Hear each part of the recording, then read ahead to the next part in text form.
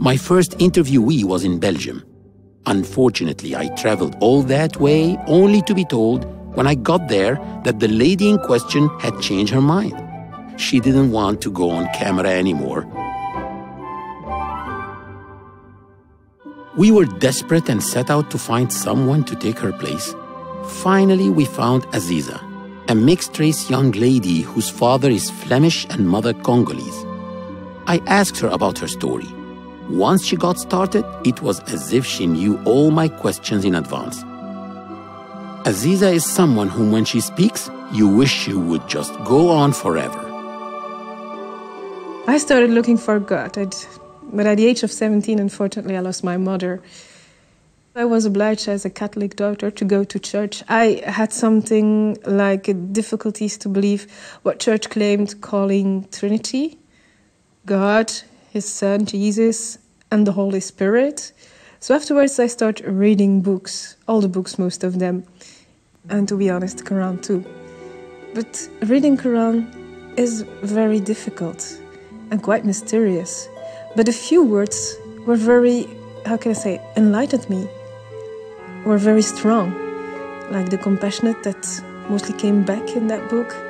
Even if I could not immediately associate with it, but it felt that I need to follow a path.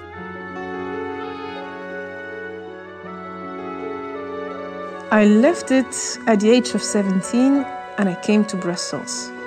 And then I was interacting and meeting many communities, Jewish, Christians, and we were interacting and everything went well.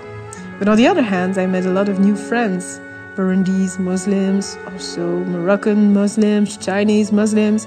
Anyway, God opened me for a second time the path to Quran, so I started reading and felt enlightened.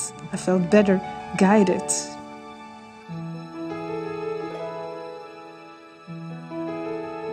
Why did I lose my mother at the age of 17? Even if I not feel alone, and even if I am alone, I could feel His presence, even if defining His presence was not easy at all. So when I was in Brussels, I had the luck to be taken under the wing of a Moroccan mother, Fatima, and she really showed me the real values of Islam by taking care of me as I was her own daughter. She showed me by love, by acts, what Islamic values and ethic means. Really, I was lucky. So afterwards, I started studying Arabic at the mosque.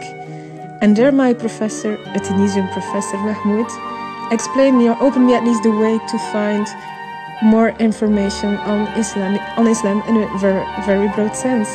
So he pushed me to go to the library. And instead of giving or teaching us the rules, grammatical rules, he opened the door and said, go to the library, try to find out what it means. So he opened me the real path to the Islamic education. But on the other hand, I was still living in my context in Belgium with a Catholic father who really imposed me still going to church. And I started wondering if this was the way I need to follow.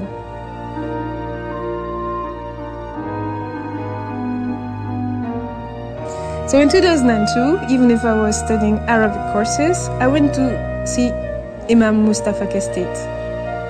Even if I was not ready to become Muslim, I just wanted to know what did it mean to be a Muslim. So he really gave an answer to my questions by asking me two questions. Do you believe in God? And of course I said, yes, I believe Him. I feel that He is around. And then he said, did you already read the Quran or other Islamic lectures? And I said, yes, of course, I already tried. But it's very difficult for the first time to read Quran, and it's quite mysterious. But a few words came or enlightened me when I was reading Quran, and always came back the compassionate, Rahman, and I was a little enlightened and felt better to follow the path of Islam on my own way. Aziza's story about the impact of the Quran's powerful words was inspiring, but when it came to the reaction of her family and friends, she tried to be humorous, but her frustration spoke louder than the words. My African friends? Weird friends. You know what they told me? They said that I changed board, that I went to the other side. The other side? Which side? I was supposed to go.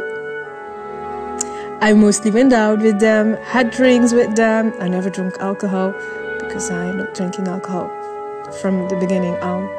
But that was weird. And the family, that's something else. When I told my Catholic father that I was Muslim and that I stopped going to church, he just banned me from his will.